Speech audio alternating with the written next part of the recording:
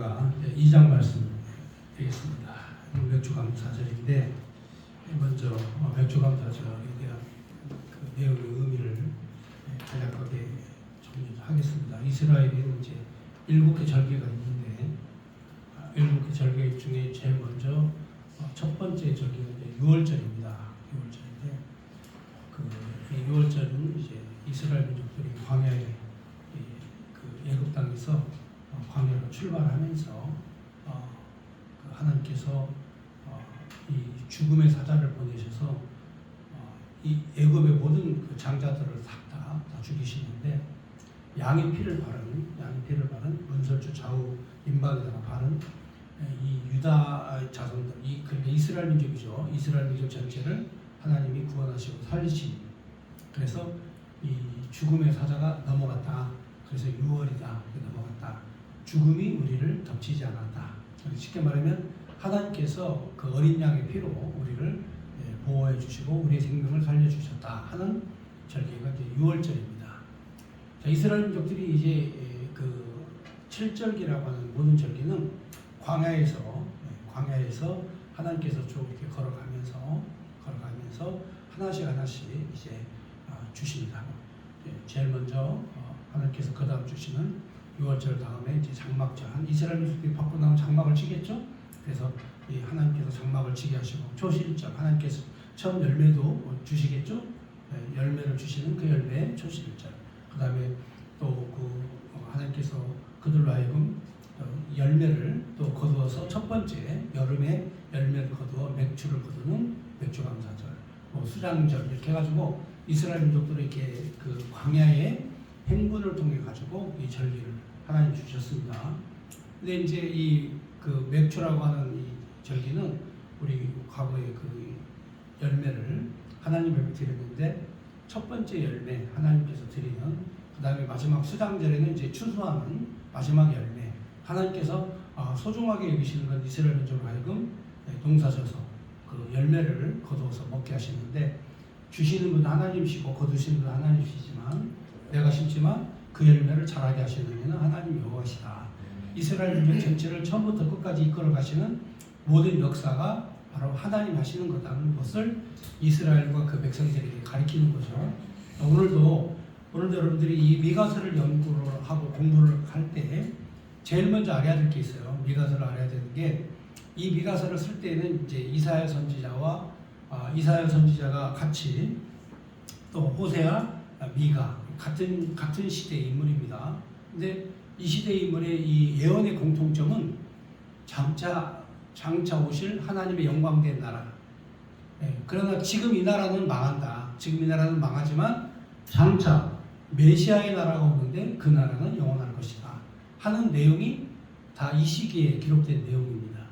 그렇다면 바로 이 유다 왕국이 흥하는 것보다 이 선지자들은 망하는 걸 예언을 해요. 이사야도 역시 마찬가지로 이사야도 이스라엘 민족들이 망하는 걸 예언하고, 호세아 선지자도 망하는 걸 예언하고, 미가 선지자도 이스라엘 민족이 망하는 걸 예언하는 거예요. 그러니까 우리가 이 성경책을 보면 신약 성경에 이 사도 바울이 신약 성경을 거의 다 기록을 했는데, 사도 바울이 원래 여러분이 잘 아시는 대로 그 유명한 학자 가말리엘의 수제자입니다. 그러니까 우리가 지금으로 따지면 이제 서울대, 하버드대 이런 데를 이제 나왔다는 얘기죠.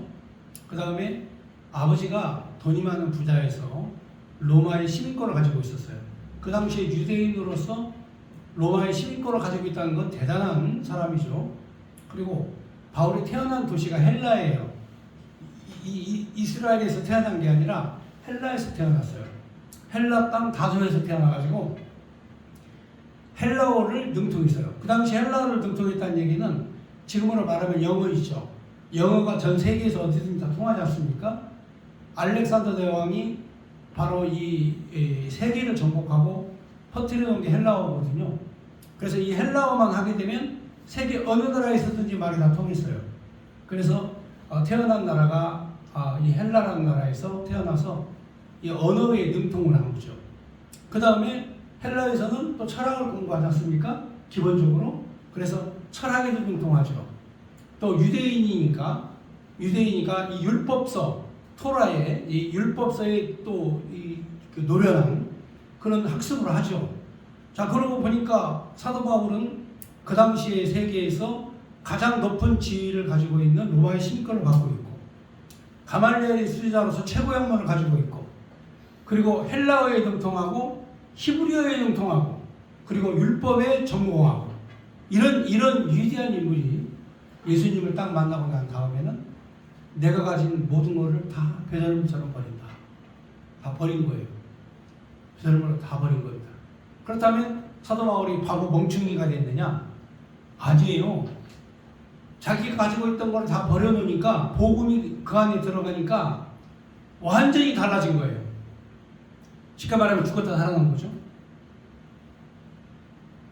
그러니까 바울이 생각했던 철학적인 의지, 인간적인 생각, 인간적인 이성, 이게 다 죽어버리니까 바울이 가지고 있던 학문에다가 예수님의 복음이 들어가니까 엄청난 파워를 가진 그런 새로운 세계를 만들어낸 거예요. 예수님 십자가에 돌아가셨지만 기독교를 만들어낸 건 바울이라고 학자들이 다 얘기를 해요. 오늘날 기독교의 이 모든 교리는 바울 서신에서 바울이 다 만들어낸 그런 기독교적 교리. 그러니까 구약 성경의 모세의 버금가는 위대한 그런 사상, 신학 사상, 복음 사상을 바울이 쓴 거예요. 근데 그렇게 바울이 될 때까지는 죽었다가 살아났기 때문에 된 거지. 바울이 안 죽었으면 절대로 그게 안 된다고 말이에요. 예수님의 부활이 바로 뭡니까? 죽었다 살아나는 거죠. 세례가 바로 뭡니까? 죄에 대하여 죽고 의에 대하여 살아나는 거죠. 이스라엘 왕국도 유다 왕국, 이스라엘과 유다 왕국 전체가 다 이들이 망해야 돼요. 그래야 누구의 왕국이 있으냐면 메시아 예수 그리스도의 왕국이 세워지는 거예요. 그러니까 망하는 게 이게 잘못된 게 아니라니까요. 저도 가끔가다 보면은 제 동창들, 나랑 나이대가 비슷한 사람들 보면 이게 자기 관리를 한 사람하고 관리를 안 한 사람하고 태가 금방 나요. 관리를 안 한 사람은 폭삭 늙어 있어요. 이렇게 나 같은 나이 또래 애들 폭삭 늙어 있어요. 그러니까 옛날에는 그렇지 않습니까? 66세면 노인이죠. 그렇잖아요? 근데 나는 이렇게 관리를 열심히 해요. 이렇게 머리도 작게 깎고, 그 다음에 여기 염색도 하고, 응? 그 다음에 또 이렇게 세수도 자주 하고, 크림도 자주 바르고, 어차피 검정색 피부에 아버지가 준 거니까, 저도 우리 아버지가 어렸을 때 봤을 때 얼굴이 새카맸거든요. 그래서 그렇죠. 예, 이제 특이하게 이제 우리 호진이는 얼굴이 엄마타겠습니다. 하얀색으로 나왔지만 아무튼간에 이게 좀 또 보면 장모님도 지금 짧게 머리도 깎고 훨씬 더 단정하고 젊게 보이잖아요. 나이 80대인데 나하고 다니면 나하고 동기동치하는 줄 알아요. 그러니까 이게 관리가 되는 거하고 안 되는 거하고 차이가 좀 있어요. 예, 관리가 되는 거하고. 오늘도 이렇게 보면은 우리 교인들 보면은 오늘도 우리 집사님 오는 거 보면 아가씨처럼 이렇게 머리 풀럭풀럭 나오고, 우리 집사람 어디 가면 탤런트 들어오는 줄 알아요. 또, 예, 또 우리 아들은 또 가면은 막 이렇게 막 환한 그 빛이 나요. 또 그래갖고 사람들이 본심은 잘 모르고 외형적인 모습만 보고 너무 잘생겼다, 너무나 막 훌륭하다 이러지 다 얘기하는데, 아무튼 제가 이 외형적인 얘기를 왜 하냐면 사람이요 내적으로 바꿔지면 외적으로도 바꿔지는 겁니다. 내적으로 먼저 바꿔줘야 돼요. 내적인 변화가 와야 돼요. 내적인 마음의 평안이 오고 내적인 마음의 행복이 올 때 외형적인 모습이 바꿔지는 거거든요. 이 미가서의 오늘 주제의 내용은 그렇습니다. 이 멸망받을 자들이 어떤 자들이냐에 대해 설명을 하는 건데, 하나님 여호와는 없고 사람만 있는 거. 하나님은 없어요. 멸망받을 사람들의 하는 행동을 보면 하나님이 없어. 하나님이 없기 때문에 멸망되는 거예요. 우리 교회도 하나님이 떠나면 교회도 망하는 거예요. 하나님이 계시지 않고 하나님이 영광 받지 못하시면 망하는 거예요. 우리도 믿음으로 살고, 우리가 믿음으로 살고, 의에 대하여 살고, 죄에 대하여 죽고, 우리가 하나님이 있기 때문에, 우리에게 소망이 있기 때문에 우리가 힘들지 않아요. 근데 하나님 없는 사람들은요, 사사카 건 힘들어요. 살아 건 힘듭니다. 이렇게 사는 것도 힘들고 이렇게 세계를 다니다 보면 우리 대한민국처럼 이렇게 잘 사는 나라가 없어요. 지금 여러분들이 놀랄 일이지만 개인당 소득이 4만 불이에요. 4만 불인데 일본을 앞질렀어요. 일본의 개인 소득을 앞질렀다는 거죠. 먹는 것부터 틀려요.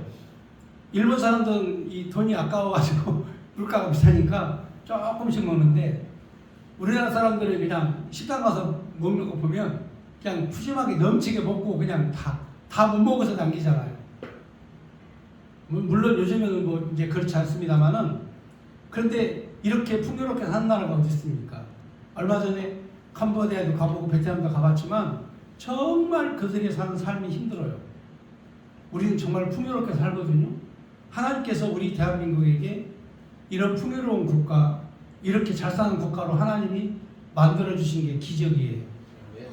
여러분 1990년대 우리가 일제압제에 있을 때만 해도 일본 사람들이 우리를 지배할 때만 해도 여러분들이 잘 아셔야 돼요. 1900년도 초반에만 해도 베트남이 우리보다 훨씬 잘 살았고 태국이 우리보다 훨씬 잘 살았고 필리핀이 우리보다 훨씬 잘 살았어요.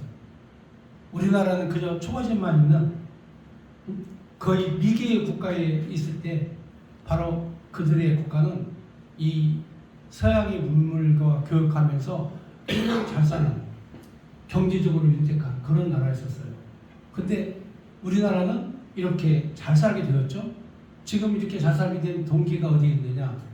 바로 그렇죠. 나라를 세운 대통령이 이 나라의 자유민주주의 시장경제와 그리고 국가적으로 튼튼한 동맹국가 미국과 세계에서 가장 부자 나라 미국과 강력한 미국과 동맹을 맺고 그리고 6.25 전쟁이라는 전쟁을 승리를 이끌어서 공산국가가 되지 않고 물리친 바로 자유민주주의 국가가 된 이 사건, 이게 엄청난 사건이거든요.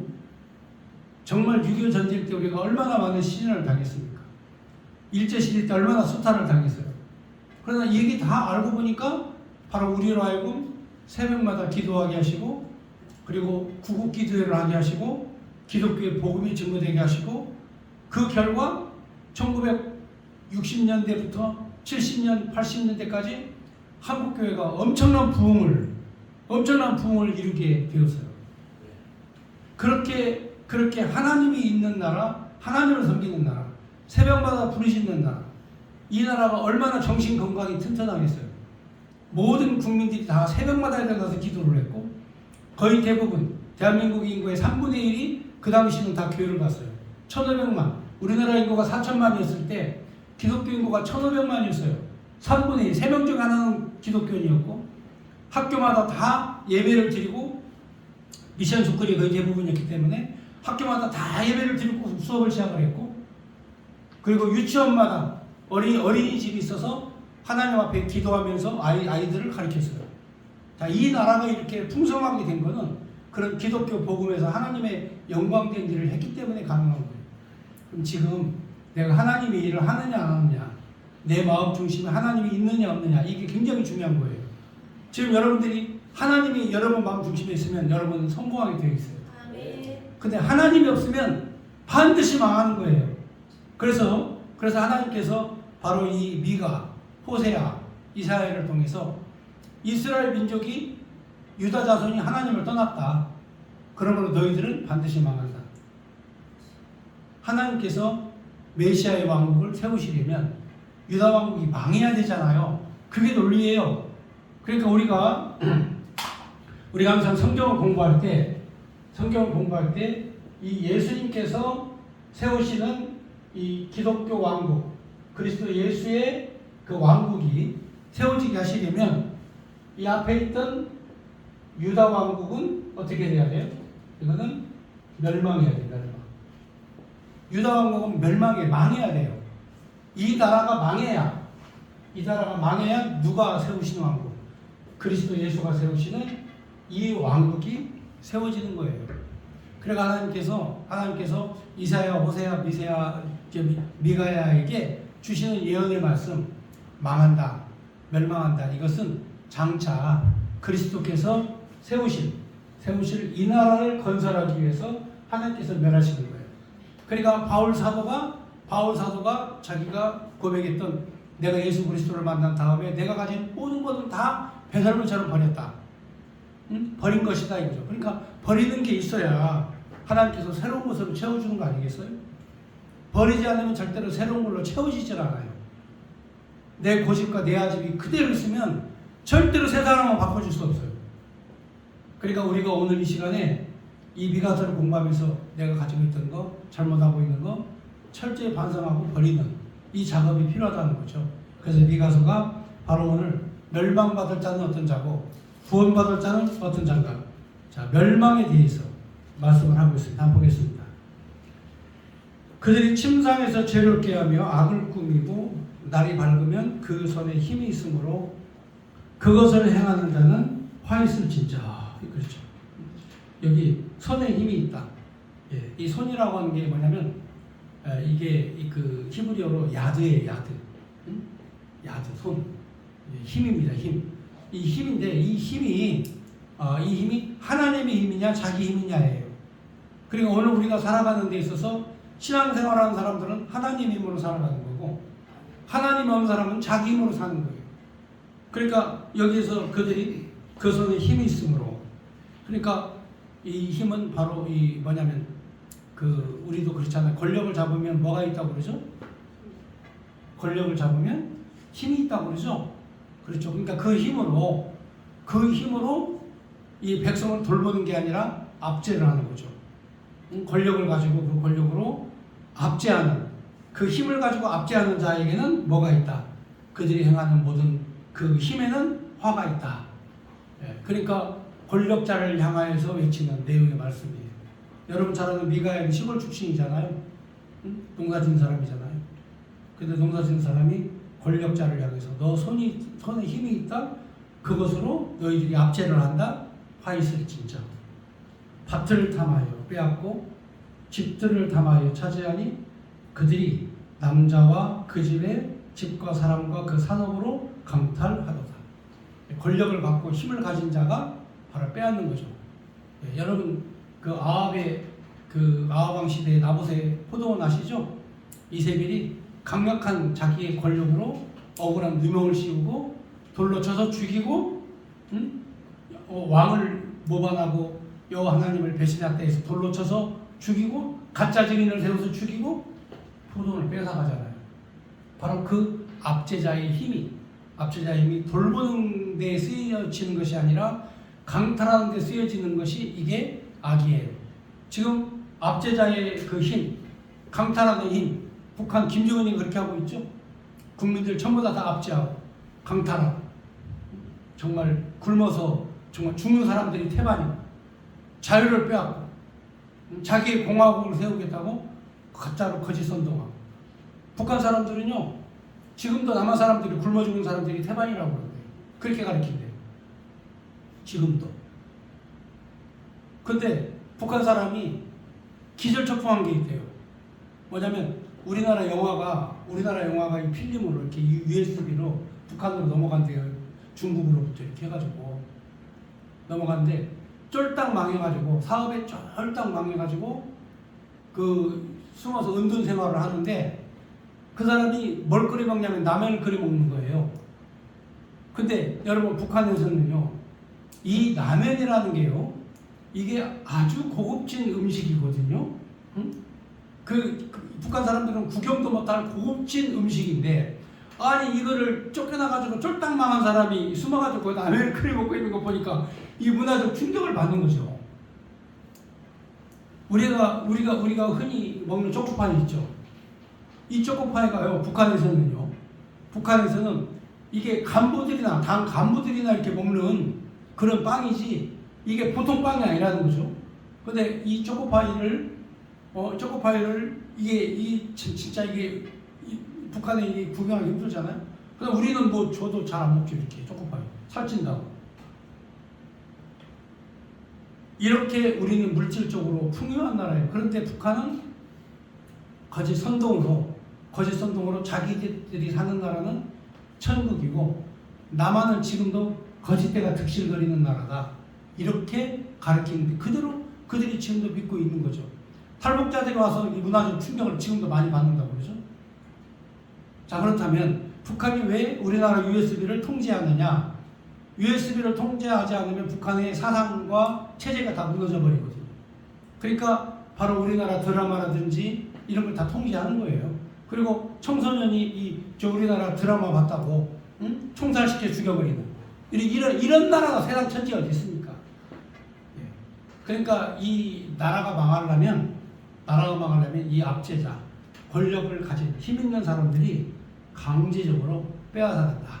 그래서 지금 현재 이 북이스라엘과 남쪽 유다의 이 지도자들, 힘 있는 자들이 바로 이렇게 빼앗는다. 그러므로 3절에 보면 여호와의 말씀에 내가 이 족속에게 재앙을 계획하나니 너희 목이 이에서 벗어나지 못할 것이요 또한 교만하게 다니지 못할 것이라. 이는 재앙의 때임이라 하셨느니라. 그때 너희를 조롱하는 시를 지으며 슬픈 노래를 불러 이르기를 우리가 온전히 망하게 되었도다. 그가 내 백성의 산업을 옮겨 내려서 떠나게 하시며 우리 밭을 나누어 폐업자에게 주시는도다 하리니 그러므로 여호와 회중에서 분깃에 줄 될 자가 너희 중에 하나도 없으리라. 하나님께서 너희들의 모든 분깃을 하나도 남김없이 다 빼앗아갈 것이다. 그러니까 하나님께서 이 나라를 멸망시키기 위해서 하나님께서 아수르라는 나라를 동원하시고 그리고 바벨론이라는 나라를 동원하시고 자 이렇게 하나님께서 강대국을 만들어서 그들을 치게 하시는 거예요. 하나님께서 강하게.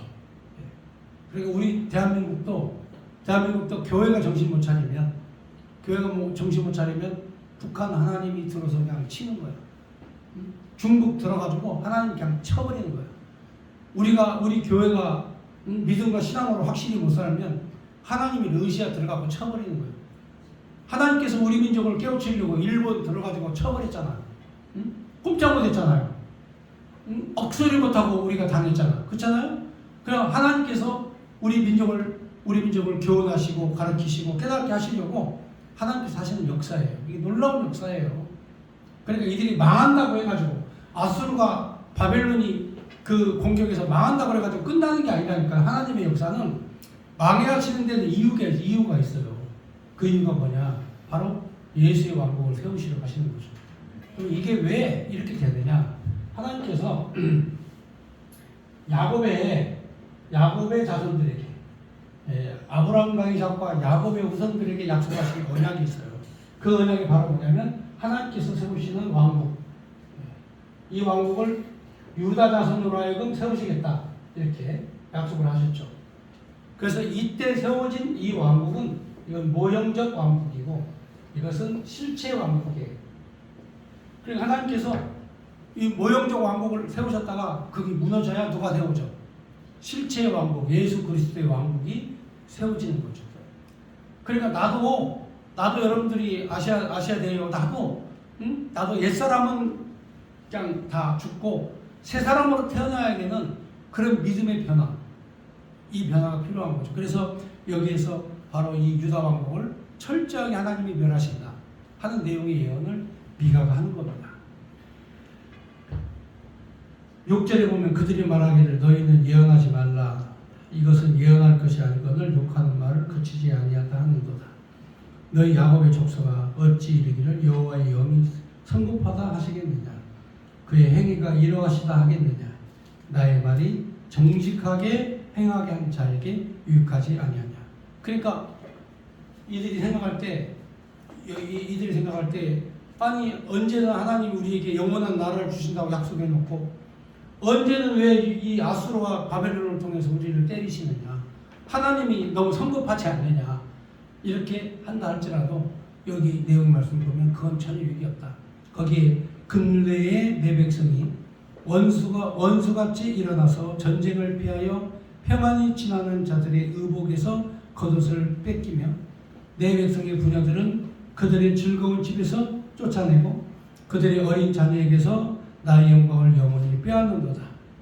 이것은 너희가 쉴 것이 아니니 일어나 떠날지어다. 이는 그것이 이미 더러워졌습니다. 그런즉 반드시 멸망하리니 그 멸망이 크리라.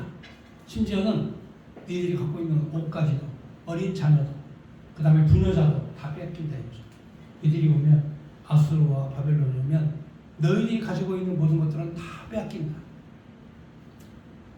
이게 하나님의 심판이죠. 자, 그 다음 절 보겠습니다. 그래서 그들은 쉴 곳이 없다. 이제는 노예로 끌려가니까. 여러분, 노예는요 자기 생각이 없어요. 시킨 대로 하는 거지. 그리고 하나님께서 철저하게 이들을 멸하시고, 그래서 11절에 보면은 사람이 만일 허망하게 행하며 거짓말로 이르기를 내가 포도주와 독주에 대하여 내게 예언하리라 할 것 같으면 그 사람이 이 백성의 선지자가 되리로다. 그러니까 허망한 말을 하는 거, 술 취한 사람처럼 말하는 거. 이게 여러분 진실됨이 없는 그런 언어로 말하는 거. 이런 거에 대해서 하나님께서 철저하게 심판하시는데, 술 취한 사람처럼, 독주를 먹은 사람처럼, 포도주를 먹은 사람처럼 허망하여서 거짓말로 말하는 사람을 선지자라고 말하면 되겠느냐 이거죠. 그들이 바로 누구냐? 자, 거짓 선지자죠. 나라 절대 안 망해. 우리나라 절대로 안 망해. 응? 우리는 절대로 망할 수 없어. 하나님의 음성은 듣지 않고 자기 생각만 얘기하는 이 선지자가 허망한 선지자라는 거죠. 그러니까 이 머릿속에 하나님 없으면 망하고, 하나님 있으면 사는 거예요. 죽어도 사는 거예요. 망해도 성공한 거예요. 하나님이 머릿속에 있는 사람은 쫄딱 망해도 성공해요. 절대로 그게 망한 게 아니에요. 그래서 우리 민족이 이렇게 가장 이 부흥하고 가장 잘 됐던 그런 시기가 바로 언제냐? 방방곡곡마다 기도원이 세워지고, 마을마다 교회가 세워지고, 새벽마다 성도들이 부르짖고 기도하고, 주일날 되면 모든 성도들이 교회에서 하나님 찬양하고 영광 올리고, 이때 우리나라가 가장 잘 됐던 나라다. 그런데 지금은 그게 없으니까 이념적으로 분열이 되죠. 사탄 마귀가 그 틈을 타고 들어온 거예요. 사탄 마귀가 교회의 틈을 타고 들어왔어요. 그래가지고 교회를 현재 지금 파괴시키는 거예요. 그러니까 하나님이 없는 목회자들은 열심히 교회를 파괴시키는 일에 앞장서 갖고 있어요. 교회를 파괴시키는. 그러니까 지금 우리나라 교회가 사상적으로, 이념적으로 엄청나게 파괴되어져 가고 있는 거예요. 오늘의 현실이에요. 그러니까 이렇게 진리의 말씀으로 우리가 무장하고, 이 말씀 붙잡고 사는 게 얼마나 행복하고 가치 있는 건지 여러분들이 아셔야 돼요. 야, 이 진짜 이게 진리 안에서 사는 게 이게 성공이에요. 그러니까 하나님 말씀 없으면 독주, 포도주, 그 다음에 망령되어 일컫는 거짓말, 이런 얘기를 해도 그 사람을 선지자로 하는 거예요. 사람들이 속는 거예요. 안 망한다, 절대 안 망해, 이렇게 말하는 사람에게 속는 거예요. 자, 그 다음 절 12절. 12절에 보면 야곱아, 내가 반드시 너희 무리를 다 모으며 내가 반드시 이스라엘의 남은 자를 모으고 그들을 한 처소에 두기를 보스라 양떼같이 하여 초장의 양떼같이 하리니 사람들이 크게 떠들 것이며. 그러니까 이제 하나님이 다 뿔뿔이 흩으셨다가, 하나님이 다 뿔뿔이 흩으셨다가 하나님께서 보스라 양떼처럼 다 한 자리에다가 다 그들을 모아놓으실 것이다 이거죠. 여기 보면은 이 이스라엘 유다 왕국 역사를 보면 720년에 이스라엘 아수르에서 멸망하고 606년 바벨론에서 멸망하고 민족과 나라들이 다 뿔뿔이 흩어져도 느헤미야 총독 시대에 다 하나님께서 다 한 자리로 보스라 양떼를 모은 것처럼 다 모아가지고 하나님께서 이스라엘 땅에 살게 하시잖아요. 그리고 하나님께서 그들이 그렇게 기다렸던 학수고대하던 메시아가 600년 만에, 그들이 기다렸던 메시아가 600년 만에 바로 메시아 예수가 이 땅에 오시잖아요. 이게 하나님의 역사와 계획이에요. 그리고 우리 코앞에만 보지 말자고. 가장 어리석은 사람은 바로 내 인생을 코앞에만 보는 거예요. 이렇게 내 앞에 있는 요것만. 하나님의 전체 역사를 보면 넓은 시야가 생기기 때문에, 태평양 같은 넓은 마음이 생기기 때문에 웬만한 거 다 이해해요. 맨날 죽으라고 싸웠던 부부싸움 다 안 해요. 이 하나님 말씀 안에 있는 사람들은 절대로 안 싸워요. 싸울 일이 생기질 않아. 예. 젊은 사람들은 막 혈기가 있어가지고 막 싸우는데 여기는 젊은 사람이 없잖아. 그렇죠? 우리는 안 싸워요. 복음이 있으면 절대로 부부가 마음에 상처 주는 얘기를 안 해. 복음이 없으니까 상처 주는 얘기를 하는 거야.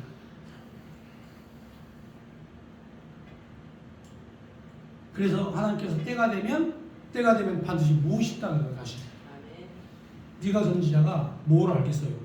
시골에 농부 하나님이 가르쳐 주니까 아는 거지. 네가 선지자가 700년 후에 일어날 일을 어떻게 알아? 그죠? 예? 예, 100년 후에 일어날 일을 어떻게 알아요? 하나님 가르쳐 주니까. 흩어졌다가 하나님께서 야곱의 무리를 다시 다 하나님께서 모으신다는 거죠. 예. 거기 보니까 13절에 길을 여는 자가 그들 앞에 올라가고 그들은 길을 열어 성문에 이르러서는 그리로 나갈 것이며 그들의 왕이 앞서가며 여호와께서 선두로 가시리라. 메시아 예언을 하는 거예요. 이렇게. 그러니까 이 미가 선지자로부터 700년 후에 700년 후에 왕이 와가지고 그 왕이 다 백성들을 이끌어가고 만군의 여호와께서 선두에서 그들을 이끌어갈 것이다. 이 역사의 예언을 미가가 한 거죠. 그러니까 여러분들이 오늘에 일어난 이 사건, 메시아가 이 땅에 오셔서 바로 그리스도 예수의 왕국을 세우신 이 사건이 그냥 우연히 이루어진 게 아니라 하나님의 역사 섭리 가운데 이루어진 사건들이에요. 그래서 우리는 예수 그리스도의 연호를 써서 BC와 AD로 나눈 바로 예수가 태어난 그때로부터 우리가 지금 2024년을 살아가는 거예요. 이게 1년이에요. 예수가 태어난 그 해 연호를 우리가 지금 쓰는데 이게 우리만 써요? 전 세계가 다 쓰죠? 전 세계가 만왕의 왕 예수 그리스도의 연호를 쓰는 거예요. 이 놀라운 사건이에요. 그래서 바로 우리가 모아지면 우리의 목자 되신 예수가 왕이 되어서 앞에 나가시고 여호와 앞에서 그 무리를 이끌어 가실 것이다. 이게 평범한 예언이 아니에요. 미가가 이렇게 예언한 내용들이. 네. 그러니까 우리 앞에는 항상 누가 계시다? 그리스도 예수가 나를 이끌어 가신다. 예수가 나를 이끌어 가신다. 이게 해석이 돼야 돼요. 그래서 역사 우리가 이 성경책을 읽을 때 이 내용이 이런 내용이었구나 성경이 해석이 돼야 돼요. 놀랍지 않아요? 네. 저도 이거 해석하면서 놀라요. 야, 언제 그렇게 2700년 전에 있었던 이 선지자가 그 시골 농부가 한 얘기가 이렇게 성경에 기록되어 가지고 오늘날까지 이게 이대로 이루어진 것이 기적 같은 일이다. 결국에는 바로 우리가 망하지만 메시아가 이 땅에 오셔서 우리를 이끌어 가시고 그리고 여호와 하나님께서 앞장서서 우리를 데리고 가실 것이다. 그러니까 우리가 나이 먹어도 그리고 또 우리가 어려워도 두려울 거 하나도 없어요. 주님 우리를 앞장서서 데리고 가시니까 감사합니다. 오늘 여기 말씀을 여기까지